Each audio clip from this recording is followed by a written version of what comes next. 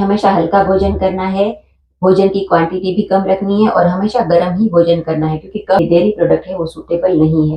क्योंकि कफ प्रकृति जो होती है उनके लिए बेस्ट फूड है वो है हनी, तो उनको घी सूट नहीं करता इतना। नमस्ते फ्रेंड्स, आज के इस वीडियो में हम बात करेंगे जो कफ प्रकृति वाले मनुष्य होते हैं उनका जो आहार होता है वो कैसा होना चाहिए और उनको खाने में क्या क्या ऐसी परहेज लेनी चाहिए जिसकी वजह से उनकी जो प्रकृति है वो मेंटेन रहे और विकृति में ना कन्वर्ट हो। तो कफ प्रकृति वाले जो मनुष्य होते हैं तो कफ के जो गुणधर्म होते हैं वो कैसे होते हैं कि जैसे कि पृथ्वी और जल की वजह से कफ प्रकृति वालों का जो वेट होता है वो हैवी होता है। तो कफ प्रकृति वाले मनुष्य ऑलरेडी थोड़े हैवी होते हैं, तो उन्हें खाना कैसा पसंद करना है वो लघु। लघु मतलब जो हल्का हो, पचने में बहुत ही इजी डाइजेशन वाला जो भी फूड रहता है वो उन्हें पसंद करना है और उन्हें क्वांटिटी भी जो है वो भी कम रखनी है। बहुत एक साथ ज्यादा खाना नहीं खाना है। उन्हें हमेशा हल्का भोजन करना है, भोजन की क्वांटिटी भी कम रखनी है और हमेशा गर्म ही भोजन करना है क्योंकि कफ प्रकृति के अंदर शीतलता ज्यादा रहती है, अंदर ठंडक ज्यादा रहती है।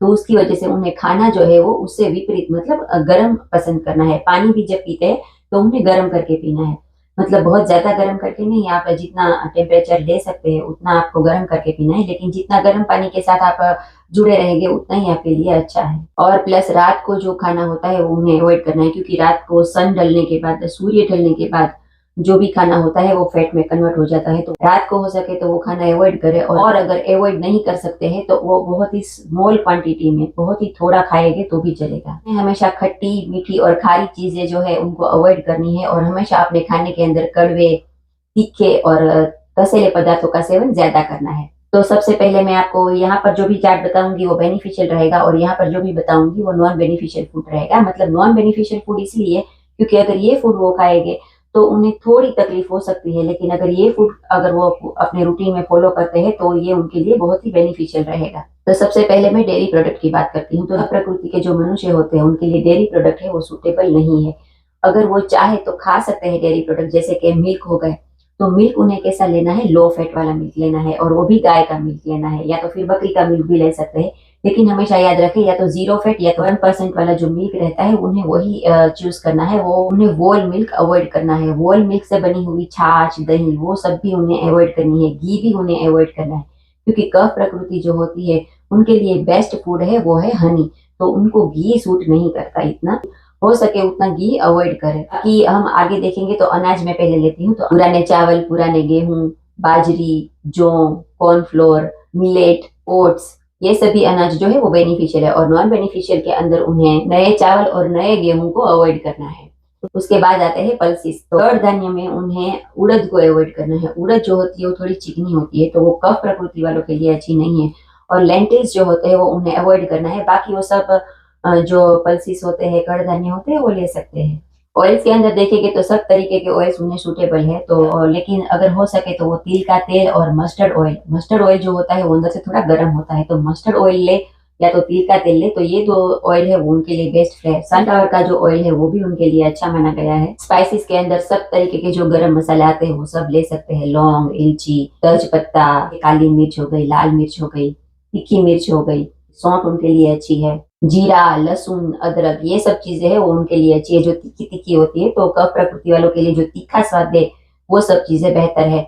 अभी वेजिटेबल्स में आते हैं। तो वेजिटेबल्स में हमेशा वो ध्यान रखें कि जो मीठी मीठी वेजिटेबल्स है उनको अवॉइड करें। जैसे कि कड़वी, कसेली जो सब्जी आती है वो उन्हें ज्यादा अपने डाइट के अंदर रखनी है। जैसे कि मिर्च हो गई, कैप्सिकम हो गया, ब्रोकोली, शतावरी, green beans, green chilli, green leafy vegetables जो रहते हैं वो, ऑनियन, करेला, मोरिंगा, गुड़। गुड़ की जो भी कैटेगरी है, मतलब गुड़ मतलब दूधी हो गई, उसके अंदर फिर तुरिया आता है। तो ये सब जो गुड़ की कैटेगरी वाली जो भी सब्जी है वो उनके लिए बहुत ही बेस्ट है। तो उनको अवॉइड क्या करना है, तो अवॉइड के अंदर उन्हें टमाटो, शकरकंद, ऑलिव्स, पत्ता गोभी, जो मीठी मीठी सब्जी है उन्हें अवॉइड करनी है। अभी फ्रूट के बारे में बात करते हैं। तो फ्रूट के अंदर जो बेनिफिशियल फ्रूट है वो है जो खट्टे फ्रूट होते हैं, स्वीट फ्रूट है वो भी अवॉइड करने हैं। Apple, apricot, dry fig, almonds, pomegranate, peaches, raisins, ये सब उनके लिए बेनिफिशियल फ्रूट है। और नॉन बेनिफिशियल में उन्हें जो चिकने फ्रूट होते हैं जैसे कि केला हो गया, तो चिकने फ्रूटों को उन्हें अवॉइड करना है। तो उसमें केला आता है, एवोकाडो आता है, कोकोनट, ताजे अंजीर, डेट्स, ग्रेप फ्रूट, कीवी, पपीता, नींबू, ऑरेंजेस, पाइनएप्पल, वाटरमेलन, प्लम्स, ये सब जो फ्रूट है उनको अवॉइड करना है, क्योंकि काफी सारे फ्रूट्स के अंदर वाटर का अमाउंट जो होता है वो ज्यादा होता है, तो ये सब फ्रूट वो अवॉइड करे। और जो ड्राई फ्रूट्स रहते हैं, थोड़े ड्राई की तरफ रहते हैं, वो उन्हें ज्यादा खाने हैं। तो आई होप कि आज की जो भी मेरी वीडियो है और जो भी मेरी इंफॉर्मेशन है वो आपको जरूर अच्छी लगी होगी, आपको पता चल गया होगा कि कैसे वात, पित्त और कफ, इन तीनों प्रकृति के लोगों के लिए जो डाइट है वो अलग अलग है। क्योंकि आयुर्वेद के अंदर मैंने आपको पहले भी बताया है कि जो आयुर्वेद है वो किसी एक के लिए नहीं बना है, हर किसी के लिए बना है, और उसका डाइट है वो भी अलग है, दिनचर्या भी अलग है, वो सब अलग अलग ही बताया है। तो अगर फ्रेंड्स आपको मेरी वीडियोस अच्छी लगती है तो प्लीज लाइक करें, शेयर करें एंड सब्सक्राइब करें।